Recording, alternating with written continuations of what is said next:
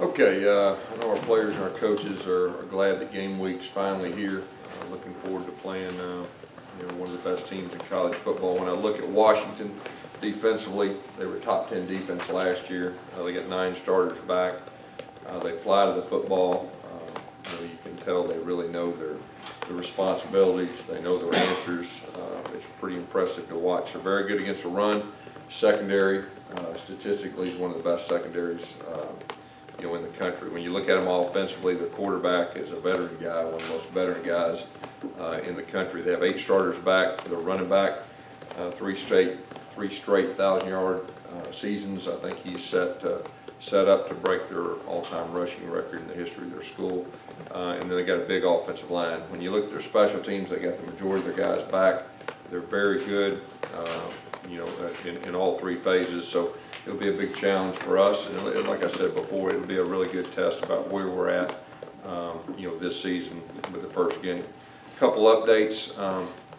Richard McBride, he's going to be out for the season. He is a wonderful young man, had a neck injury, he'll be out for the season. We hate it for him. He's been with us a long time. He was set up to have a very good season. Joey Gatewood has a thumb issue. He will not play this week. Cord Sandberg will be our number 3. And I will say this, that Ford's really progressing. He's really impressed Coach Lindsey with everything that goes with it. When you look at our depth chart that we released, you see a lot of freshmen, a lot of young guys. There's a good chance the majority of those guys, if not all of them, will be on the field in some capacity on Saturday. But overall, like I said, we're glad that game week's here, and I'm ready to get things going. Questions?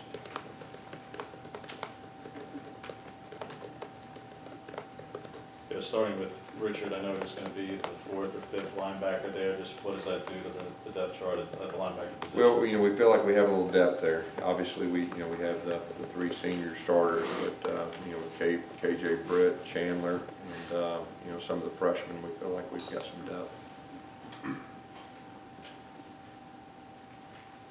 What's the status of Jamel with his right hand? Yeah, he had a finger issue last week, but we expect him to be fine. Will he practice then? I'm sure he will. Jake Brown gets a lot of attention, but what about Miles Gaskin? Yeah, he should get a lot of attention too. Like I said, I think he's set up to break their school record. They've had some great players, so he's a dynamic guy. He's a veteran guy and very experienced. That's really the one thing that when I look at this team, they're just very experienced. And an experienced team that's had success, that presents some challenges. They won 10 games last year and got the majority of their guys back, so that's a challenge. Gus, what did Aiden Marshall do to win this job, and is he one of the most improved individual players on your team? Yeah, he'll be the first guy out there, and he has improved. There's no doubt. And the fact that he has experience, it was a real close race, and we feel very good about him going out there. But at the same time, Sippos, there's a chance he could play too. So we'll see where that goes. But we have 2 quality punters is what we got coming out of fall camp. Gus, the Mercedes-Benz didn't treat you all real well last season. Have you done anything to purge the memories of that place? That was last year. From a coach's standpoint, every year is different, and this is the first game of the season. Obviously we like playing there, for that's where they play the SEC championship, and of course that's our goal every year. So looking forward to playing there. Like I said, we're playing one of the top teams in the country. I know a lot of people is a popular pick to be in the Final Four. I think that's well deserved when you look at them. So, but no, we're glad to be playing in Atlanta again. We didn't see much of Sal late last season. Mm-hmm. Here he is starting on the depth chart. What has he been able to do this offseason? Yeah, he's one of the more improved players that we've had on our team too. And the fact that we had the 2 ACL injuries in the spring really gave him more opportunities, and he's really seized the moment. And he's a guy that Stidham trusts, and he's a real versatile guy too. He's not just a receiver. He can do a lot of different things. He can play with his hand down. He can play H-back. He can play wide receiver, inside, outside. So he gives the offense a lot of flexibility. and he's improved too. You know, I mean, last year was his first rodeo, and you know, there's nothing like experience. Y'all have had slow starts, no secret, especially offensively, and pretty much every season you hadn't had a returning quarterback. Is it just that simple, or can you kind of explain? You know, I think there's a lot of different factors with that. I mean, obviously, when you have a returning quarterback, I mean, that definitely helps, but a lot of it has to do with opponents too.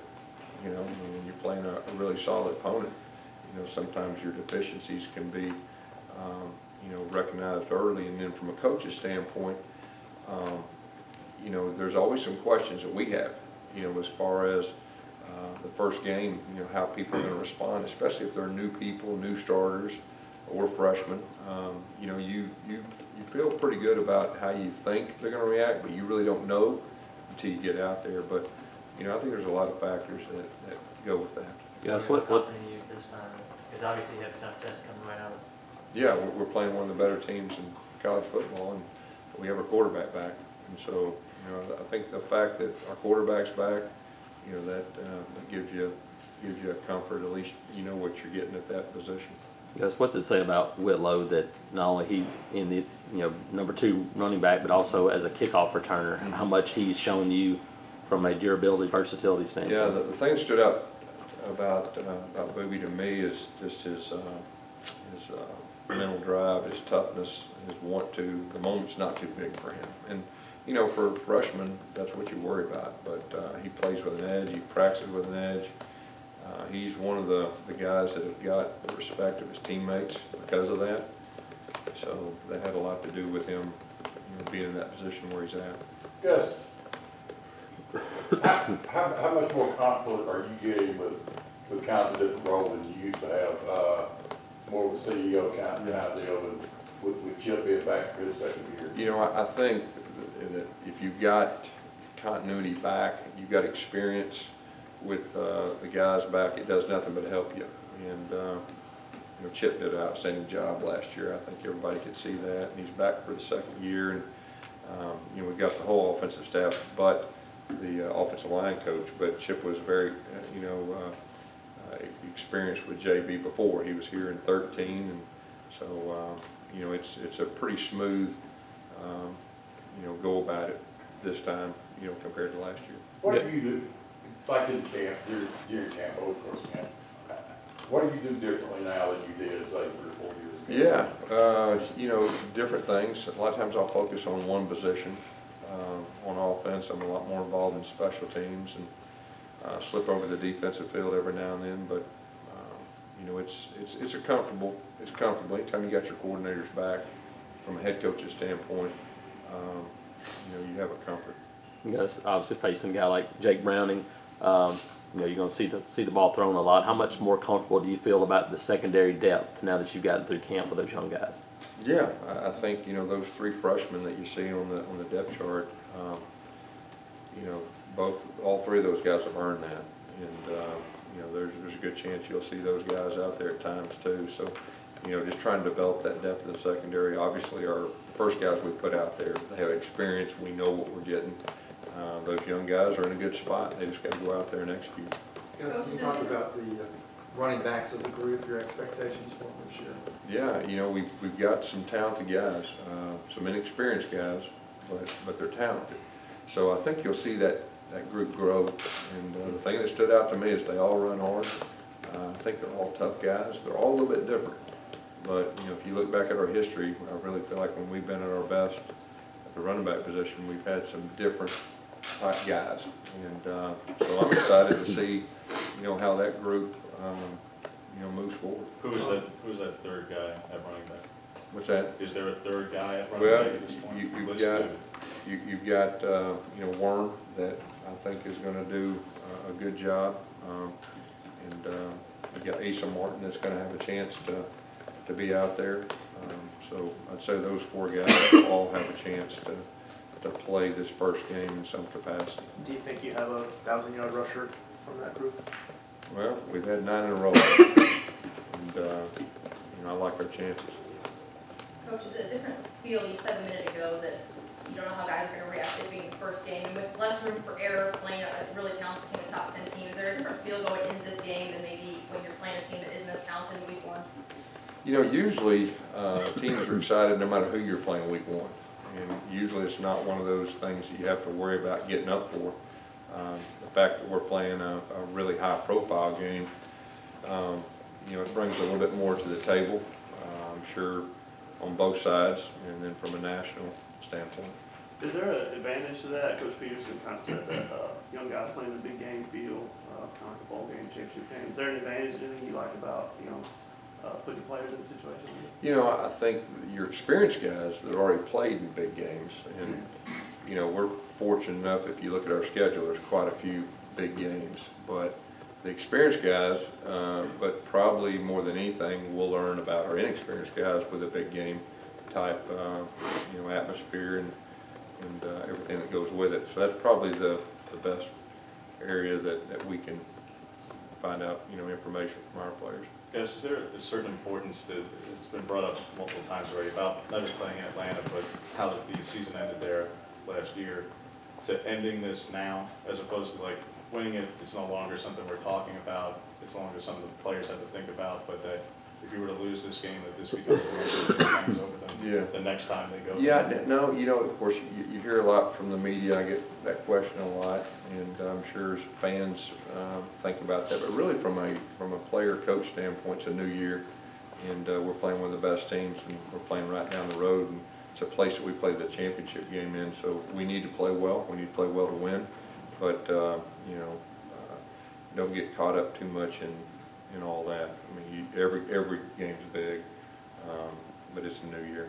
Coach, in the obviously when you have an opener, you know, penalties can happen, like because it's that first game. You're not certain how the game's going to be called. You've had openers where you had a few penalties, had some where you had 8 or 9. How is that practiced, handled during camp, where you at least going in saying, okay, we've done all we can do to avoid a number of penalties in a game that's going to that could be very more close because of who you're playing? Yeah, you know, in opening games, I mean, penalties are always something on a coach's mind, turnovers, and really big plays in the kicking game. I mean, you see a lot of opening games that there's mistakes in the kicking game, and from a coach's standpoint, those 3 things, you know, in fall camp we've tried to emphasize and overemphasize and over-prepare and all that, but, you know, each game kind of, you know, has a life of its own. Probably the biggest stress from a coach's standpoint is the new guys, kind of like I said earlier, that you know, you feel like you know how they're going to react, and you do all you can during practice, but there's nothing like a game. And some guys are inexperienced, play better than they do in practice. Some guys don't play as good as they did in practice, but you know, it's all those opening game things as penalties, turnovers, special teams. They're all big factors in the first game. Gus, going back to the running backs, I know you guys put an emphasis on whoever can block the best will see the field a lot too. Just how those guys come along, and anybody really stand out throughout the course of preseason? You know, I know that, you know, Coach Horton's not going to put a guy out there that he didn't have confidence that can protect also. And, you know, so all 3 guys or all 4 guys we talked about earlier are guys that, you know, he has confidence in, and, you know, to do both. How much work have you put in the offseason on your coverage teams, and do you feel like you've improved in that area? You know, that's really one of our main focuses in our team, is our coverage units, our kickoff coverage and our punt coverage, and then our field goal protection. I mean, those 3 phases has been a team focus since, you know, the last game, and I know we've improved in all 3. We'll just have to show it on the field. Yes, the offensive line, how much have you seen them kind of grow a little bit when they started becoming one unit? Yeah, probably the last week, you know, we started getting some consistency with guys where they're at, and they have improved the communication that goes with it, and everything that goes with it. So, you know, we're feeling as good as we can right now. That group's playing with some confidence, and obviously going against our defensive line every day in practice, you know, definitely helps you too. And I don't think that we'll at least be overwhelmed when we play someone, you know, so we'll at least, you know, know what it feels like to go against a big-time defensive line. Caleb Kim, the clear winner at center, or is there still pretty tight competition? Caleb Kim is our starter, and Nick is right behind him. I know Nick's, pressed him, and, Nick is starting to get healthier, and he's been practicing, I think, for almost 2 weeks. So the fact that you can't have enough centers, and right now we have 2, but Caleb Kim has done a good job, to earn that spot. If something were to happen, is Nick prepared to play on Saturday, or would you go to Mike and move pieces around? I think that question will probably be answered better at the end of this week, but I'd like to say Nick could do it all right now. Like I said, he's only practiced, for about 2 weeks, but, Tucker Brown's also a guy that, has reps at center, and that I know that we'd feel comfortable with him going in there. As far as Mike playing center, I don't know if we're to that point, but Nick Brahms would be our best solution, but we can answer that probably better at the end of the week. You've spoken also about wanting the third tackle, third guard. I feel like you had depth, so is that Calvin and Bailey, respectively? Bailey Sharp and Trox, both those guys we feel confidence in that if one of those guys went down, Calvin, we're confident to have him at guard. That's where he's really settled in, and I think he's getting more and more comfortable on a daily basis at guard. Your 3 interior guys are all redshirt juniors and came in together. They played together a lot in practice, even though they haven't started together. Yeah, you talking about defensive line? Offensive line. The offensive line? Yeah. Harold and Horton. Yes, yeah. Those guys are, of course, those are veteran guys, been around a long time, and I know Coach Grimes is leaning on Markwell and Horton, from leadership up front, and both those guys have been very consistent, very solid.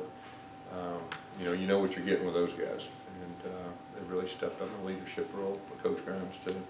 Not to belabor the point on the offensive line, Gus, but for Jared in particular, just how important is it with an opponent this good, with a defensive front seven this good in particular, where, like all quarterbacks, Jared performs better when he's not under pressure. The stat disparity is pretty big, but that goes for everybody. When you're going against an opponent this good, with a secondary with 2 or 3 All-Americans in it, to keep him protected, it kind of goes without saying is going to be quite important for this group. Yeah, there's no doubt. And of course, looked at our sack total from last year. It's one of the most we've had since I've been at Auburn, and that's been a focus too, protecting our quarterback, not the negative plays with the sacks. And of course, that's going to be a challenge against this group. You just said it. I mean, very, very talented front seven with, like I said, one of the best secondaries out there. So, we'll have to do a good job, protecting. And so I think that'll be a big key in the game too. Gus, what did Nick Coe really do to separate himself with Bucks from? Yeah, he's been consistent. He's been consistent. He's really stepped up, and that was a big factor. With that.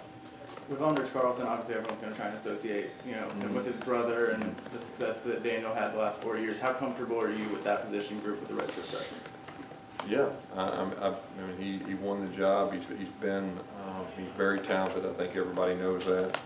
But we got confidence in him, and he just needs to go out there and do it in games. I mean, he's done it in practice. He's got a big leg, very similar to Daniel. He's done a great job on the kickoffs, and he's done a great job on the field goals too. So we got a lot of confidence in him, and he's got a big leg. So don't be surprised if we give him some chances from far out. We've spoken a lot about just the massive improvement under Kevin the defense has had, but in talent, as far as just raw talent, what's on the field player-wise, guys, is this the most talented defense you've had heading into the season? I know you want to answer this in December, but yeah, I'd say it's probably right now. You'd say it's one of them. Like I said, we've got a lot of guys back that had a successful defensive season, and like I said earlier, we got a chance to be just as good or better. Now, all that's yet to be seen. We got to transfer that over to games, but I like our defensive makeup, and our defensive staff's all back, and Coach Woodson came on board to add to what. So just like I was saying with offense, the continuity of the players knowing the coaches and coaches knowing the players, I think that goes a long way as far as staff goes. with Coach, how Jamel. important is Marlon Davidson's role on the defense this year, especially going into his junior season? Yeah, you know, Marlon's, this will be his third year to start. He started as a true freshman, got a lot of experience. I think the biggest difference now than last year is he's healthy. You know, he wasn't healthy at this time last year, and I think he kind of hurt him throughout the year. He didn't really ever get fully 100%, and I think he's healthy. He's really playing good football now, and so I think he's in a good spot. With Jamel's injury with the hand, does he have to wear like a glove? We'll see. We'll see when he gets closer to the game. Because there aren't many commonalities between the two staffs, but obviously Bush worked with Elia, both mainly at Art State. Obviously, you worked with any communication there between you and Elia, just to, because I would imagine that they literally know your offense because of that. So yeah, you know, I mean, we're familiar with them. They're familiar with us. I mean, that's part of it. We got a lot of respect for their head coach. I mean, he's one of the good guys in our business, and he's one of the guys that a lot of coaches look up to, and just does everything first class. Anything else?